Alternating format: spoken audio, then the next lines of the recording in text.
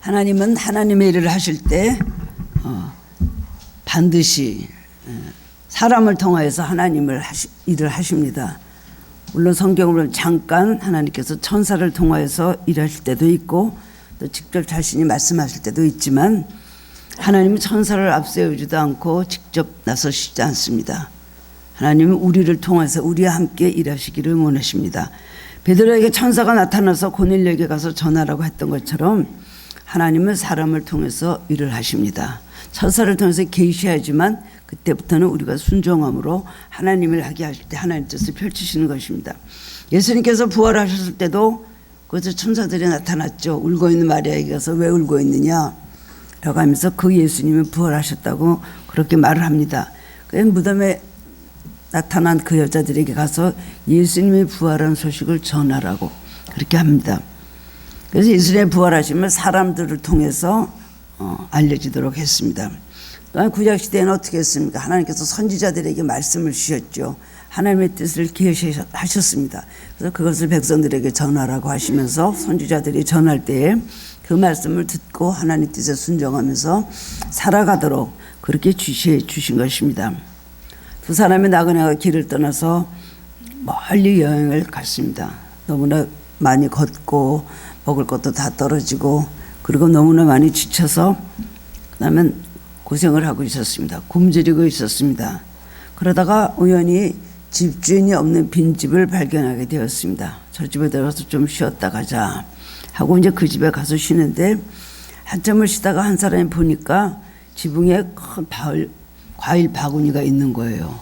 얼마나 놀랐겠습니까? 배도 고픔 없이 허기진 그들이 지붕에 그런 과일 바구니, 맛있는 탐스러운 과일 바구니가 있는 걸 보고 저것을 이제 허기를 채우고 저걸 먹고 남은 여행을 잘 좀 다녀야 되겠다 생각을 하고 그 과일을 이제 꺼내려고 노력을 했습니다. 그런데 너무나 높은 지붕에 너무나 올려 있어서 보이기는 봐도 그 과일을 먹을 수가 없는 것입니다. 그래서 한 사람은 그때 이것도 팔자다. 그냥 이렇게 가다가 더 이상 이제 못 가서 굶어 죽게 되면 죽는 것이지 하고 포기를 하고 잠이나 자자. 저 과일을 자꾸 올려다 봤자 뭐 하겠냐 하고 누워서 잤습니다. 근데 또 한 사람은 그렇지 않다. 저 과일 바구니가 저렇게 높이 위에 있는 것은 저 과일 바구니에 올려간 길이 있었을 것이다. 생각을 하고 막 이래저래 굉장히 궁리를 합니다. 그래서 사다리를 우선 찾아봤는데 사다리 같은 것이 그 집에 없습니다. 그래서 그 다음에는 사방도 두들겨보고 벽도 밀어보고 기둥도 이제 왔다 갔다 해보면서 어떻게든지 해보려고 저기 길이 있을 것이다 생각을 하고 그 다음에 흔드는데 갑자기 한쪽 벽이 문처럼 열리는 것이었습니다. 그래서 그것을 보니까 천적으로 올라가는 작은 계단이 거기 있었다는 것입니다. 이 사람은 천신만고 끝에 그것을 발견하고 올라가서 결국 그 지붕 위에 있는 과일을 갖다가 그 친구와 같이 먹고 나머지 여행길을 다시 이제 갈 수 있었다는 얘기입니다. 이 두 가지 부류의 사람이 있죠. 이 세상에는 한 사람은 팔자 타령하면서 내 팔자가 여기까지니까 더 이상 어떻게 하지 말자라고 하는 사람이 있냐면 어떻게든지 불가능한 것을 가능하게 만들어 보려는 열심히 있는 사람, 두 부류의 사람이 있습니다. 하나님은 어떤 사람을 좋아하실까요? 하나님은 언제 어디서나 무슨 일이 있든지 포기하지 않고 노력하는 사람을 좋아하십니다. 그래서 소망을 가지고 신념을 가지고 열심히 나가는 사람에게 반드시 하나님의 길을 열어주시는 것입니다. 우리 인생도 마찬가지고 우리 신앙생활도 마찬가지입니다. 두 종류의 사람이 있는데 노력을 안 하는 사람이 있습니다. 그런 사람은 새로운 일들을 절대로 경험하지 못합니다. 모험도 없고 경험도 없기 때문에 새로운 세계가 열리지 않는 것입니다. 사람은 자기가 믿는 만큼만 보는 것입니다. 자기가 보는 만큼만 또 가게 되는 것입니다. 내 믿음의 눈이 있는 사람은 보이지 않는 것을 보면서 열심히 노력할 때 알지 못했던 놀라운 미지의 세계가 열리게 되는 것입니다. 우리 모두는 예수 그리스도의 보혈의 피로 구원을 받아서 신앙의 길을 가고 있는 크리스찬입니다. 그런데 어떤 사람은 영적으로 깊은 은혜를 받고 영광스러운 삶을 한번 살아보자. 나도 은혜를 받고 나도 하나님 앞에 크게 쓰임을 받아보자. 그런 포부를 갖고 살아가는 사람이 있냐면 어떤 사람은 뭐 그렇게 살 필요는 뭐가 있어. 피곤하고 힘든 일인데 그냥 세상에 한 발 예수님께 한 발 걸쳐놓고는 교회는 일주일에 한 번만 가면 돼. 그리고 헌금도 봉사도 이 정도만 하면 돼. 라고 자기 선을 긋고 이만큼만 하면 된다고 자족하는 사람이 있어요. 그럼 결과 어떻게 됩니까? 그 사람 자기 믿는 것밖에는 은혜를 받지 못하고 믿는 것 그 정도밖에는 더 이상의 응답을 받지 못하는 것입니다. 그러나 그렇게 했을 때 우리가 주어진 것은 그렇게 게을릴 때는 하나님의 은혜를 받는 데에 너무나 소극적이기 때문에 축복의 길이 열리지 않습니다. 영적으로도 그렇고 육적으로도 아무것도 체험해 보지 못합니다. 우리 바다를 들어가면 바다에 뭐가 있습니까? 바다를 무서워하는 사람은 좀 저 같은 사람이거든요. 그런 발 디뎌놓기 무서워요. 막 파도가 오면 조금만 가면 아우 빠지면 안 되지라고 생각으로 안 가는 사람이 있냐면 사실 잠수부들이 참 산소통을 메고 깊이 정말 엄청나게 깊은 바닷속으로 10년의 바닷속으로 들어가 보면 보지도 못했던 것이 얼마나 많이 있습니까? 거기에는 뭐 산호도 있고 전복도 있고 뭐 진주도 있고 너무나 많은 것이 있잖아요. 근데 그것을 두려워하고 바닷속을 들어가 보려고 하지 않는 사람은 평생에 바닷속에 뭐가 있는지도 모르는 사람입니다. 우리 신앙생활 할 때는 물론이고 우리 생활할 때도 때로는 모험이 필요합니다. 때로는 결단이 필요합니다. 보이는 것만 갖고 그야말로 안전빵으로 가자. 이것도 좋을 때도 있지만 신중하고 그 사람이 신중함으로 인해서 실수를 하지 않을지 몰라도 믿음을 가지고 사는 사람들은 하나님 앞에 모험을 합니다. 보이지 않는 세계를 뛰어 들어가는 것입니다. 이것이 바로 중요한 것입니다. 간절히 사모하고 최선을 다하는 사람에게 하나님 마음껏 은혜를 부어주신다는 것입니다. 오늘 우리는 성경에 바나바라는 사람 이야기를 오늘은 하면서 은혜를 받으려고 합니다. 바나바라는 이름은 여러분 많이 알고 또 제가 여러 번 말씀을 전했기 때문에 바나바라는 사람이 어떤 사람인가는 우리가 알 수 있죠. 근데 또 얼마 지나면 잊어버립니다. 아, 이 바나바라는 사람이 있었지. 그 사람은 이런 성품의 사람이었지. 라고만 생각하고 잊어버리게 되는데 오늘 우리는 바나바의 이야기를 다시 한번 들으면서 우리는 새로운 느낌과 깨달음을 가져야 될 것입니다. 왜 성경은 바나바의 얘기를 여러 번에 걸쳐서 그렇다고 1인자도 되지 못하고 2인자도 되지 못한 사람이었습니다만은 바나바의 이야기가 성경에 여러 곳에 곳곳에 짧게 여러 번 나오지만 이 사람은 얼마나 훌륭한 사람이었나를 우리는 성경을 읽으면서 나중에 성경의 역사를 보면서 알 수가 있습니다. 이런 바나바의 얘기를 성경에서 주신 것은 그 사람의 신앙과 그 사람의 삶과 그 사람의 인격과 그 사람의 생활을 닮으라는 것입니다. 성경에 나온 믿음의 좋은 사람들의 이야기는 우리에게 그런 사람들을 본받으라는 것입니다. 물론 성경 지식이 깊어지는 것도 좋겠지만은 그런 사람들의 삶을 보면서 구체적으로 기록을 해 주신 말씀을 보면서 구체적으로 이럴 때는 이런 사람들은 이렇게 기도하였고 하나님 앞에 이런 자세를 가졌고 그리고 이렇게 신앙생활을 하다 보니 하나님께서 이런 기적을 베풀어 주셨다. 우리 삶과 무관한 것이 하나도 없습니다. 그런데 오늘은 바나바의 말씀을 들으면서 은혜를 받고 여러분 제 생각에는 교회 안에 우리 하늘교회 안에 이 바나바 같은 사람들이 많이 있어야 된다고 생각을 합니다. 어디 가나 이렇게 중간 고리 역할을 해주며 연결을 해주며 다른 사람들을 세우고 정말 겉으로 드러나지 않아도 뒤에 가면 큰 일을 하고 열매를 맺게 하는 사람, 우리 교회 안에는 그런 사람이 더 많아야 된다는 것입니다. 바나바는 어떤 사람이었을까요? 오늘 말씀을 통해서 다시 한번 깨달음을 얻고 은혜를 나누는 시간이 되길 원합니다. 첫 번째로는 바나바는 착한 사람이었다 그랬습니다. 착하다는 거 굉장히 애들이 말하기도 착해요 라고 표현하는 굉장히 간단하고도 단순한 이야기죠. 많은 뜻이 내포되지 않는 것 같이 겉으로 보기에 그저 착하다는 것에 대해서 우리는 가지고 있는 인상이 있습니다. 어쨌든 본문 24절 보면 바나바는 착한 사람이요 성령과 믿음이 충만한 사람이라고 했습니다. 성경은 이 사람을 착한 사람이라고 그랬어요. 여러분 착하다는 것은 모든 상황, 모든 좋은 상황, 모든 나쁜 상황을 모두 선하게 너그럽게 믿음으로 잘 받아들인다는 거예요. 스포츠가 물을 빨아들이듯이 잘 받아들이는 사람, 옥토와 같은 마음을 가진 사람이라는 뜻입니다. 이런 사람은 모든 일 할 때 다 착하게 착한 마음으로 하는 것입니다. 하나님 앞에서나 사람 앞에서 착한 마음으로 하는 것입니다. 세상 사람으로 착하다 그러면 법 없이 사는 사람, 아주 누가 해롭게 해도 웃는 사람, 악을 악으로 대하지 않는 사람, 이것을 착한 사람이라고 하지만 물론 그 말이 맞습니다. 그러나 성경은 착한 사람은 법 없이 사는 사람이 아니라 믿음과 성령이 충만한 사람이라고 했어요. 착한 사람이요, 그건 성품이 착하다는, 악이 없고 오질고 선하다는 뜻이고, 그 다음에는 믿음과 성령이 충만한 사람이라고 기록하고 있습니다. 우리는 하나님의 법을 가지고 사는 하나님의 백성입니다. 우리에게도 우리는 법이 있죠. 세상 사람이 말하는 법보다 우리가 지켜야 하고 우리가 알고 있어야 될 법은 굉장히 많습니다. 마음으로만 범죄해도 죄라고 하셨고요. 마음으로만 나쁜 생각을 가져도 그것을 죄라고 성경은 말하고, 오만한 자리에 앉지도 마라, 악인의 꾀를 따르지도 말라. 얼마나 구체적으로 조금이라도 우리의 신앙의 삶의 바늘이 조금이라도 비뚤어질까 봐 하나님 얼마나 우리에게 성경이 구체적으로 많은 말씀을 하십니까? 그런데 우리는 하나님의 법을 가지고 사는 사람입니다. 내 뜻이나 내 법이나 내가 세운 어떤 방법대로 사는 것이 아니라 하나님의 생각, 하나님 기뻐하시는 뜻, 하나님 말씀하시는 법, 이거는 된다, 이거는 안 된다라고 하신 그대로 따라가는 사람이 바로 그리스도인인 것입니다.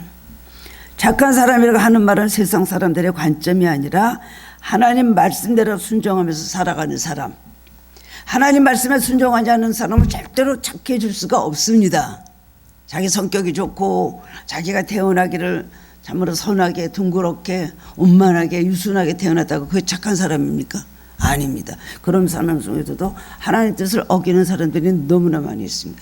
우리가 오로지 착하게 되는 것, 우리가 의롭게 되는 것은 하나님의 말씀 안에서만 그것이 가능한 것입니다. 근데 이 사람은 성품도 좋고 착한 사람이잖아. 그거 아니죠. 믿음과 성령이 충만한 사람이라고 그렇게 기록을 하고 있다는 것입니다. 하나님 말씀대로 순종하며 사는 사람이, 여러분, 그러니까 객관적인 사람이 아닙니다. 우리가 보기에 객관적인 것 같아도 정말 하나님 앞에서 착한 사람은 극히 주관적인 사람입니다. 그래서 우리는 깨달아야 된다는 것입니다. 스데반 순교 사건으로 갑자기 흩어진 사람들이 막 사마리아 여러 곳으로 막 흩어졌어. 이제 자기 생명을 지키려고 그대로 흩어졌지만 하다 보니 뭐예요? 속에서 뜨거운 막 성령의 불이 계속 타고 있으니까 전도를 하게 되었습니다. 그래서 구브로, 베니게 하다가 나중에 안디옥이라는 것에 이르렀는데, 안디옥에서 헬라 사람들 몇 명이 이렇게 복음을 전하게 되었는데, 안디옥에서 막 복음을 말도 못하게 많은 사람들이 갑자기 부흥이 되면서 그 다음에 많은 사람들이 하나님께 돌아오는 역사가 일어나는 거예요. 이방교회 첫 교회가 바로 안디옥 교회죠. 지금 말하면 터키입니다. 그러니까는 예루살렘께서 그 말을 듣고 굉장히 불안해졌어요. 아니, 예수를 똑바로 믿었나, 진리를 제대로 알고 있기는 하나, 왜 저렇게 사람들이 저렇게 모여서 떠들고 교회가 막 몇 명 모였다 몇 명 모였다 막 그러는 거예요.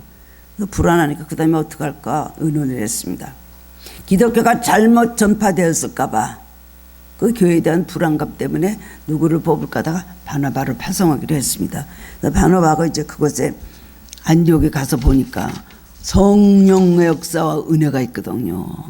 그래서 가가지고 은혜를 받습니다. 하나님의 은혜를 본 것입니다. 하나님의 은혜를 보고 여기 하나님의 은혜가 있구나. 우리 예루살렘에서 똑같이 성령으로 역사하시던 하나님의 그 역사가 여기 안에 있구나. 그리고 은혜들을 받고 정말 달라지고 있구나. 그걸 깨닫게 되었어요. 그가 갔을 때는 뭘 봤습니까? 오로지 은혜가 있느냐 없느냐 그걸 보고 갔다는 거예요. 여기 사람이 몇 명 모였느냐, 어떤 사람이 모였느냐, 지식이 많은 사람들이 얼마나 있느냐, 또 과거에 어떤 사람들이었는데 지금 신분이 어떤 사람인가, 그거는 하나도 보지 않았다는 거예요. 이방 사람이냐 유대 사람이나 그것도 따지지 않고 하나님의 은혜가 있는가 없는가 그것만을 봤다는 것입니다. 여러분도 무슨 일을 할 때 언제나 하나님의 은혜가 이 안에 있는가 이걸 기억하시기 바랍니다.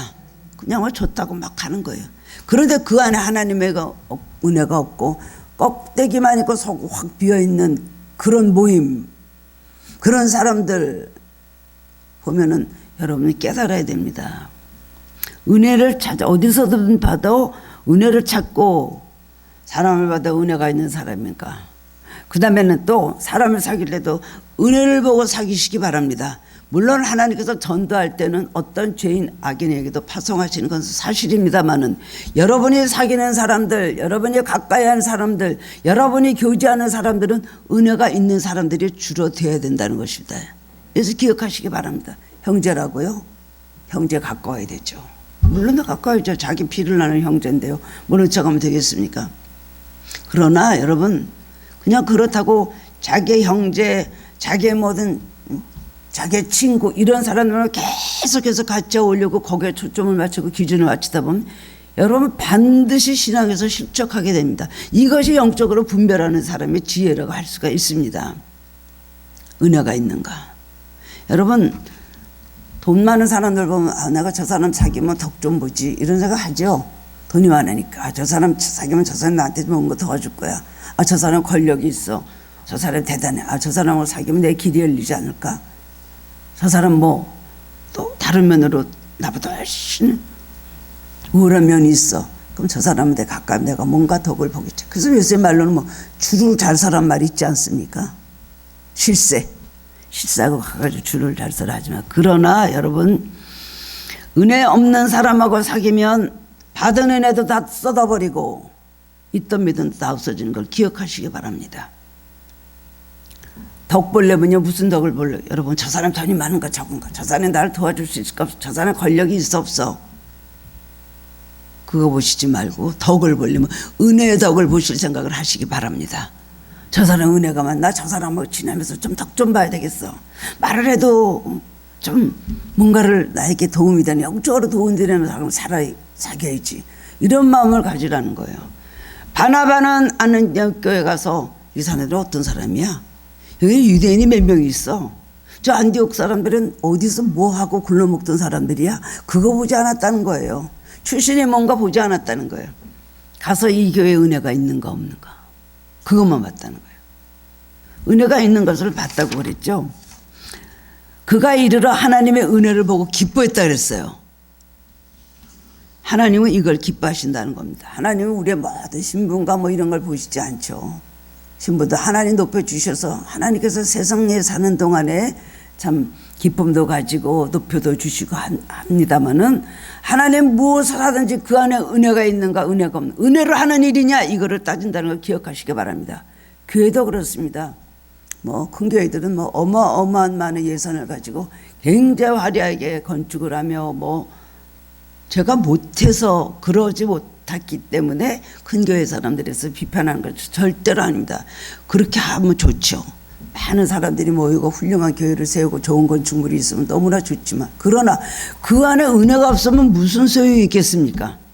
10만 명이 모이면 뭐하고 5만 명이 모이면 뭐하겠냐고요. 여러분 어디서나 은혜가 있고 내가 하는 일에 이게 은혜가 있는 일인가? 주님을 기쁘시게 하는 일이 있는가? 내 이 하려는 목적이 어디 있는가? 이걸 생각해야 돼요. 주님의 기쁨이 우리의 기쁨이 되고 주님의 모든 축복이라고 하시는 정의가 우리 삶의 축복의 정의가 되어야 된다는 것입니다. 이것이 은혜를 받은 사람의 생각해야 될 우리의 신앙이 모두 잣들어 갈 수가 있습니다. 바나바는 착한 사람, 성품도 착하게 되죠. 은혜가 충만하고 성령이 충만하고 그 사람은 그냥 타고나기를 좋은 성품의 사람으로 너그러운 사람으로 태어난 것 같아요. 거기다가 은혜가 있고 믿음과 성령이 충만하니까 얼마나 감동을 주는 사람이 되었겠습니까? 이걸 기억하시기 바랍니다. 성령과 믿음이 충만한 사람은 은혜만 보는 거예요. 일단 은혜가 있느냐 없느냐 은혜를 받자 주님께 영광 돌리고 기쁨을 드리는 일인가 이걸 여러분 먼저 생각하고 무엇이든지 추구해 나가시기 바랍니다. 두 번째로는 바나바는 늘 주 안에 살라고 권면했다는 것입니다. 사람들에게 항상 주 안에 있으라고 권면하는 사람. 그냥 권면한 게 아니라 잘 모이세요. 열심히 하세요. 그러지 않았대. 주님 안에 굳게 붙어 있으라고 권면했다는 거예요. 23절 다시 보면 그가 이르러 하나님의 은혜를 보고 기뻐하여 모든 사람에게 굳은 마음으로 굳게 붙어 있으라 고나니 너희들이 믿는 예수는 너희들은 바른 생활을 하고 있어. 너희들은 예수를 지금 바로 믿고 있고 너희들이 믿고 있는 이 진리는 바른 진리다. 바로 예수 그리스도는 하나님의 아들이요 너희들이 믿고 있는 예수님 우리의 구세주시고 그가 십자가에 달려 돌아가셨다. 말하면서 그 예수님을 굳게 잡고 붙잡고 있으라고 권면했다는 것입니다. 어리석은 사람들은요, 하나님 앞에서 자기 복받은 얘기만 해요.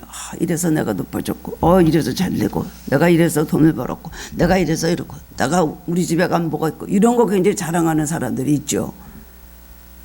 그러나 참 신앙인은 다른 거 권면하는 것이 아니야. 너 공부 잘해서 훌륭한 사람 되라. 너 공부 잘해서 돈 많이 벌어. 너 그리고 뭐 잘해서 너 이 답에 복 받아라. 그렇게 말했다는 것이 아니죠. 처음부터 끝까지 죽게 붙어 있으라고 권면해야 되는 것입니다. 아이들이 공부를 못해도 또 공부를 잘해도 너 공부를 잘하니까 나만 믿어.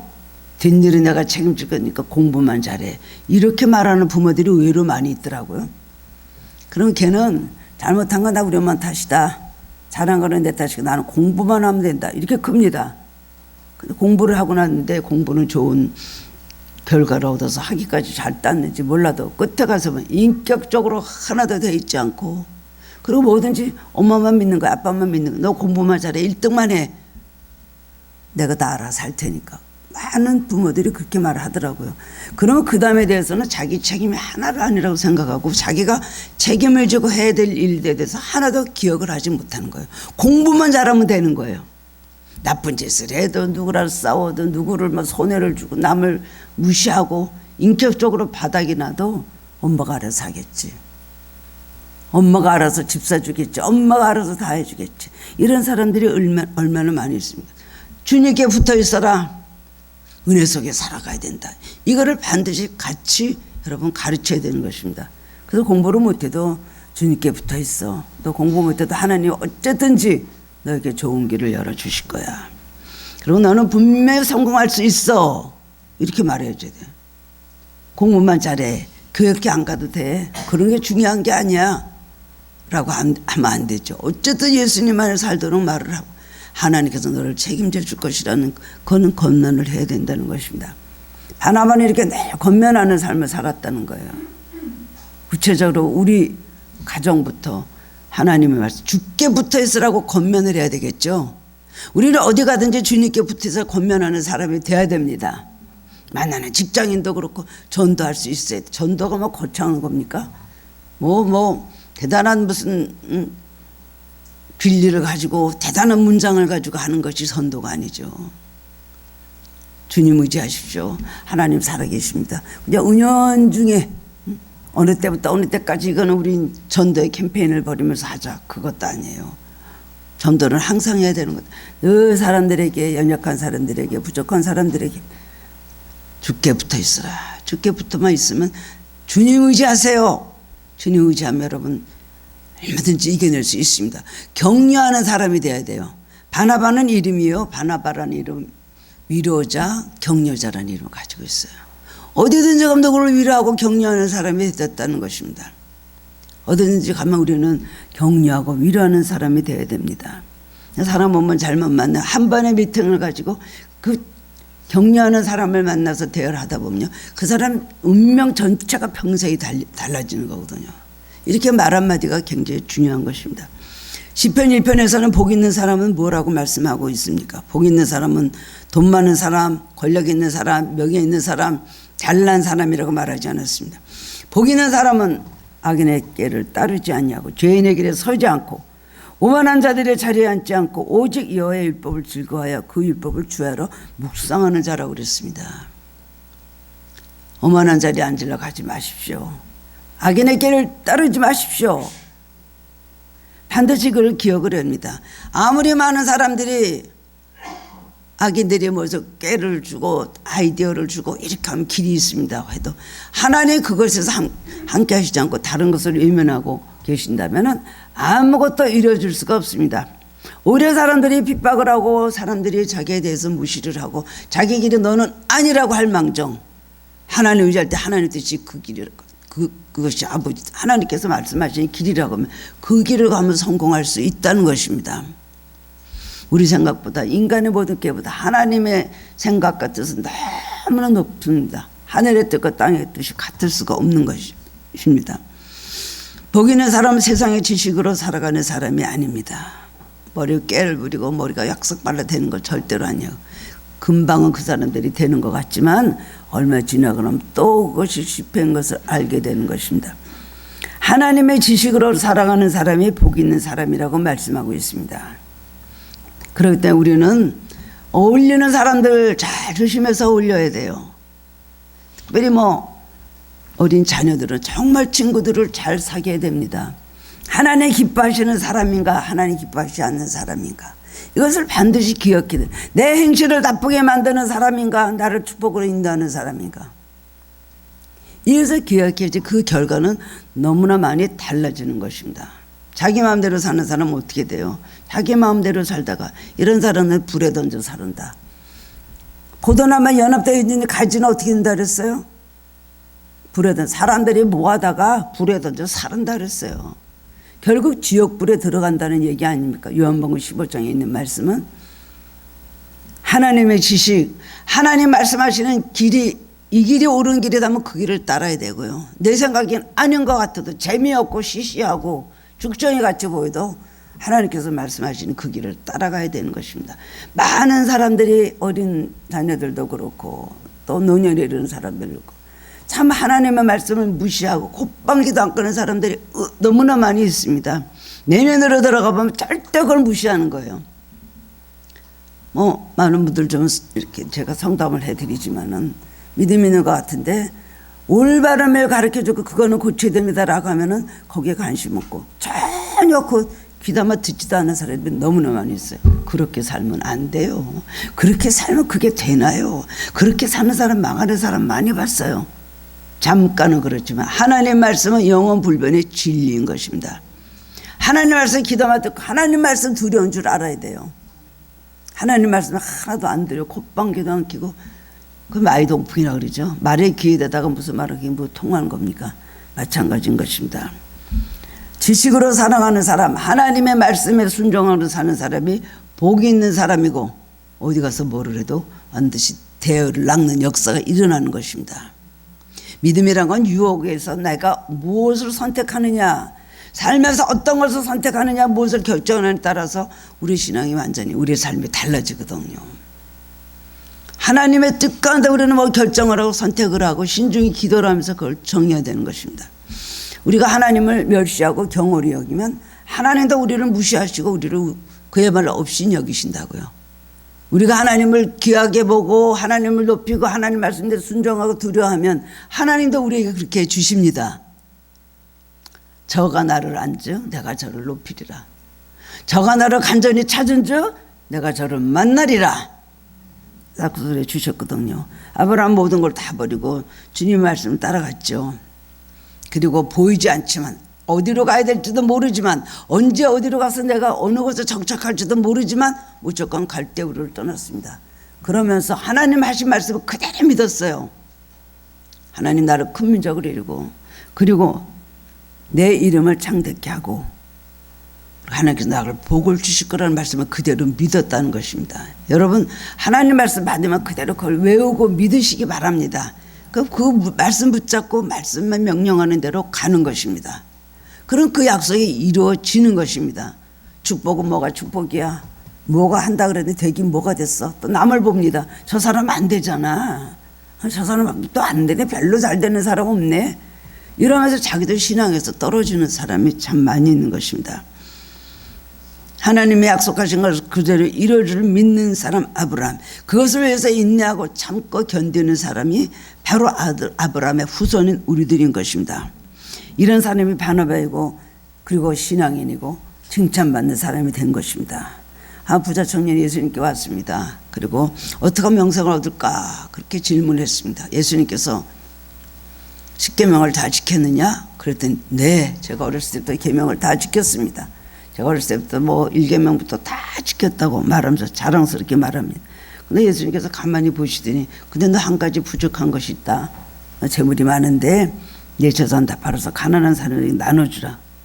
이 말씀에 부자 청년은 정말 결심을 하지 못하는 거예요. 어떻게 마음에 그런 결정을 하겠습니까? 고민을 하다가 그냥 돌아갔다 그랬습니다. 예수님께서 곧이어 제자들에게 하신 말씀이 부자가 천국에 들어가면 낙타가 바늘구멍에 들어가는 것보다 더 어렵다고 하셨습니다. 어떤 애한테 이 얘기를 했대요. 선생님이 부자가 천국에 가는 것은 낙타가 바늘구멍으로 들어가는 것보다 더 힘들다. 그랬더니 어떤 조그만 애가 깔깔깔 대었어요. 선생님, 그런 말이 안 되는 얘기죠. 어떻게 낙타가 바늘구멍으로 들어갑니까? 웃었다는 거예요. 그럼 뭐예요? 그만큼 어렵다는 것이죠. 하나님 말씀 계명대로 우리가 알고 있는 십계명치는 지키고, 거기서 있는 어떤 것들 미니멈으로 골라서 지키고, 그리고 축복은 엄청난 축복을 받기를 원하지만은 가장 중요한 것은 우리 삶이, 우리 마음이, 우리의 모든 신앙관이 어떤 신앙관인가, 이것이 중요하다는 것입니다. 그러면 제자들이 말하기를, 그럼 예수님, 이 세상에서 구원을 받을 사람이 누가 있겠습니까? 그랬더니 구원은 사람이 하는 것이 아니라 하나님이 하시는 것이다. 구원은 사람이 바로 살고 계명을 잘 지켜서 구원을 받는 것이 아니라 하나님을 믿을 때 하나님께서 하시는 것이다 라고 말씀을 하셨습니다. 우리가 천국에 가는 것도 내 힘으로 가는 것 절대로 아닙니다. 우리 의로, 우리의 모든 행실로, 우리의 모든 신앙생활에서 그야말로 덕을 쌓고 많은 것을 무조건 힘음으로 가는 것이 아니라 천국은 믿음으로 가는 것입니다. 이 젊은 부자 청년은 하나님보다 자기 자신을 더 믿었어요. 하나님의 구원을 주시는 게 아니라 내가 잘 믿고 계명 잘 지키고 내가 의롭게 율법적으로 살면 구원은 나에게 오는 것이다. 자기 행위면 된다는 것을 너무나 믿었던 것이 잘못이었습니다. 신앙인들 가운데도 주님보다 다른 거 다 의지하고 명예나 자기 권세나 또 자기 직분도 너무 내세우는 분들이 있을 수가 있습니다. 우리 하늘교회는 없지만요, 그냥 일반적으로 말할 때 큰 교회 장로들은 굉장히 목에 힘을 많이 준다고 들었어요. 내가 장로라는 것 때문에. 그런 거 보면서 이런 모습들, 인간은 다 그런 모습으로 살고 있구나. 제가 섬겼던 교회, 큰 교회 권사님이 어느 날 여자신데 여자 권사님이 장로님이 되셨습니다. 일을 너무 많이 하셨어요. 여자연합 회장하면서 정말 일을 많이 했거든요. 그래가지고 참 저분이 일을 많이 한다. 그리고 친구들이 이건사 막 이렇게 부르잖아요. 같은 또래 오래 섬겼던 사람들은. 근데 그분이 하루아침에 갑자기 장로님이 된 거예요. 계단을 올라가는데 권사님들하고 같이 이렇게 올라가는데, 이건사 옛날에 어제 하던 말대로 그렇게 어떤 애더니 장로님이라고 불러야지. 맞는 얘기예요. 장로님도 장로님을 부르는데 이렇게 내려다보면서 장로님이라고 불러야지 그랬대요. 권사님들이 나한테 와갖고 막 놀라갖고 이르는 거예요. 나이도 어린 사람한테. 그래서 속으로 장로님이라고 안 부르는 게 먼저 잘못이지. 그분이 장로님이라고 안 불렀다는 그것도 조금 그러신데, 끝까지 그분이 좀 안 좋은 얘기를 많이 했습니다. 그런 말을 많이 들었습니다. 여러분, 그렇습니다. 가장 중요한 것은 주님 앞에 나와서 내가 보인다는 것, 내 속에 예수님을 모시고 산다는 것, 그리고 내 안에 계신 주님을 늘 사랑하며 그 주님의 영광을 위해서 우리가 산다는 것, 말씀 가까이 하고 기도로 가까이 하는 가장 기본적인 이 생활, 이것이 가장 중요한 것을 아시기를 바랍니다. 삭개오는 예수님을 만난 후 죄를 고백을 하고, 그 다음엔 많은 사람들에게 참으로 개인이라는 소리를 들었죠. 그것 때문에 굉장히 고민하다가 예수님을 만나게 되었습니다. 근데 예수님께서 만나주시니까, 삭개오야 내려오라, 뽕남에 올라가 있는 삭개오야 내려오라, 내가 너희 집에 오늘 유하여야 되겠다 하시니까 삭개오는 너무나 놀랐어요. 사람들은 자기를 그야말로 소외시키고 하나도 만나주는 사람도 없었습니다. 죄인이고 사람들에게 착취해서 부자가 됐다는 것 이거 가지고 거의 그 사람 가까이 하는 사람이 없을 정도로 무시를 받았는데, 예수님께서 삭개오야 내려오라, 내가 오늘 너희 집에 유하여야 되겠다 하니까 사람들이 막 수군거렸습니다. 어떻게 죄인의 집에 저렇게 선생이 들어가냐. 삭개오는 너무 감동을 받아서, 주여, 제가 내 소유의 절반을 하나님께 바칠 것이고 내가 남의 것을 착취한 것이 있으면 4배나 갚겠나이다. 생활에 따른 어떤 회개의 열매이죠. 예수님께서 이 사람도 오늘 아브라함의 후손이다. 그래서 그렇게 말씀을 하셨습니다. 돈을 가지고 있는 것이 죄가 아니라 하나님보다 돈을 더 사랑하고 구하는 것이 잘못된 것입니다. 그래서 우리는 너무 세상적으로 자랑하면 안 되고요. 세상과 너무 추구하면 안 되고요. 비교하고 경쟁하고 해서 나는 그렇지 못해도 가슴을 칠 것도 하나도 없고요. 주님 안에서 자부심을 가지고 살아야 돼요. 나는 그래도 하나님의 자녀다.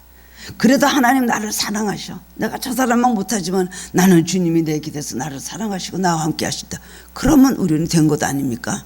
신앙인과 신앙인의 안의 차이 거기에 있는 것입니다. 주님 뜻도 감사하고 주님을 의지하고 주님께 충성해야 되는 것입니다. 어느 회사에서 신입사원을 뽑는데 오후 4시에 오라 그랬대요. 진짜로 있었던 일이라고 합니다. 4시에 오니까 4시에 왔는데 아무도 안 나와 있는 거예요. 직원들이 9시까지 기다렸어요. 사람들이 뭐 이런 회사가 있어, 이게 뭐 하는 거야, 장난이야? 다 가버렸어요. 근데 몇 명은 그냥 면접을 했다고 하더니 계속 기다려보자. 그리고 기다리고 있었습니다. 밤에 9시가 되니까 문이 열리는데 조금 문이 창문이 열리더니 그것도 큰 문에서 들어와서 면접을 하려는 게 아니라 조금만 문 열리더니 얼굴 내면서 이름을 불렀습니다. 누구누구. 아 그래요? 오늘 면접으로 오셨습니까?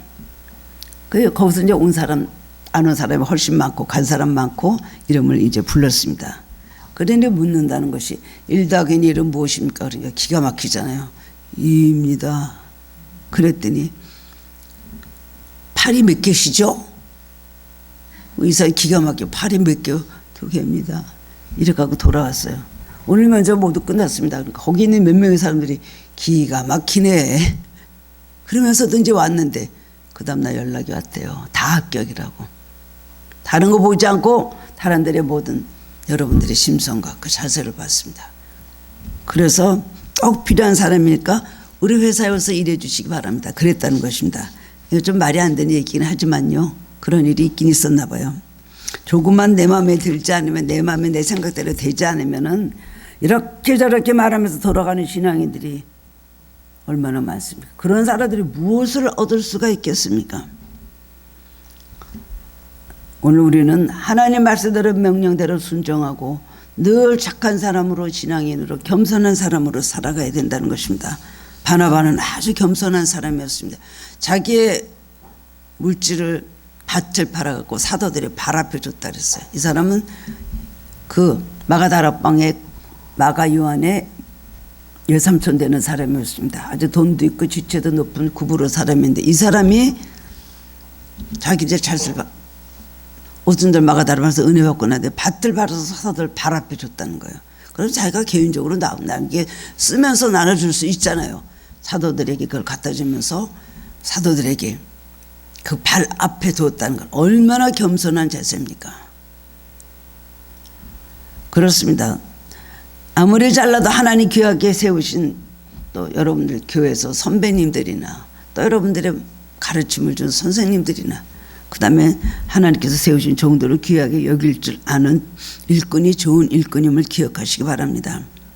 뭐 바나바는 자기보다 더 베드로나 이런 사도들이 모든 면으로 지식적이나 모든 면으로 사는 것이 못했던 사람이었습니다. 베드로는 어부 출신이요.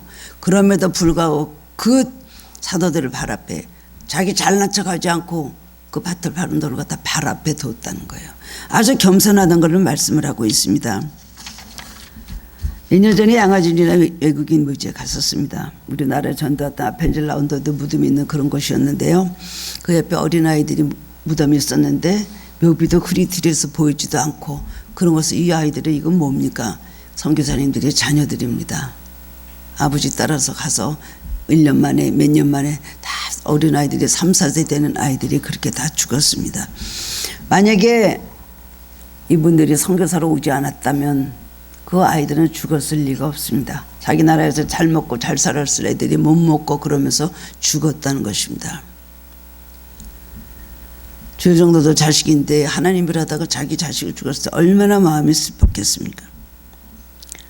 일리야는 큰 종이었지만 너무나 힘들어서 차라리 죽게 해달라고 그렇게 하나님 앞에 기도한 적이 있었습니다. 바나바는 그래서 사도들 하여금 일을 할 수 있도록 그들을 위로하고 격려하고 그들을 섬기는 겸손한 사람으로서 하나님 앞에 칭찬을 받았다는 것입니다. 사도 바울이 된 것은 누구 때문입니까? 바나바 때문입니다. 그 예수님 만나고 회심한 이후에 사람들이 그를 믿어줍니까? 또 누구를 죽이려고 저러는가 했을 때에 바나바는 그냥 가서 크게 예루살렘 교회에 바울을 소개해주고 진정으로 예수님 만난 우리의 형제다라고 말했어요.